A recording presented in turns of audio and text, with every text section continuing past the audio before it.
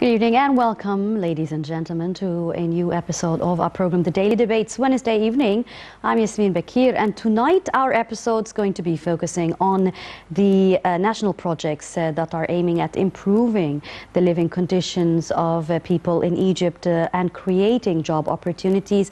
And we're specifically going to be focusing on more than 15,000 villages nationwide that will be the government and the leadership is going to be working on, along with other institutions, to help improve the living conditions of those citizens living in these villages and to improve their living standards. This is going to include not just the services and the infrastructure, but also the job opportunities that will be created for both men and women and for the youth, and better education and better health standards as well. And how this is going to be also shifting the entire villages, or people who are living at villages, to a different level, meeting with the modern Egypt or the new Egypt that we have become.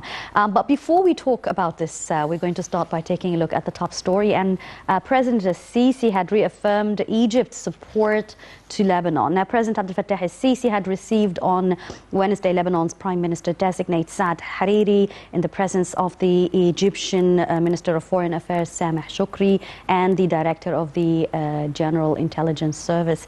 President al-Sisi also affirmed Egypt's keenness to primarily preserve the Lebanese state capabilities and also to help Lebanon in the current suffering situation that it's going through. The president also stated Egypt's support to Lebanon and the Lebanese leader to strive and uphold Egypt's national interests, settle disputes and accelerate efforts to form an independent government in Lebanon capable with dealing with the current challenges and safeguarding the capabilities of the brotherly Lebanese people, in ensuring, of course, their national unity. The president of Egypt expressed his sincere wishes, of course, to al-Hariri, informing the new government in a manner that meets the aspirations of the brotherly Lebanese people and in order to achieve peace and security and stability to their nation.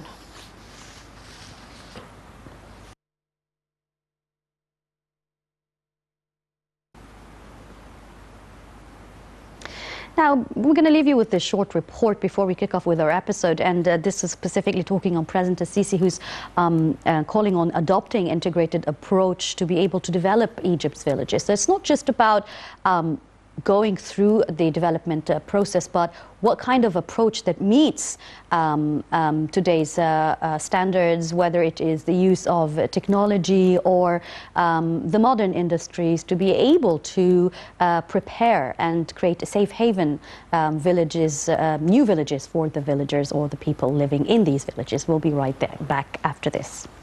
President al-Sisi directed the government to adopt an integrated approach to implementing a rural development project in harmony with all relevant state bodies. The president issued directives during a meeting with Prime Minister Mustafa Madbouli and the Ministers of Electricity, Water Resources and Irrigation, Housing and Agriculture. Al-Sisi was briefed on the latest progress in implementing the executive plan for a national countryside development project, which covers about 1,500 villages nationwide. The project aims to upgrade the infrastructure in villages, including water, sewage, power, natural gas and road services.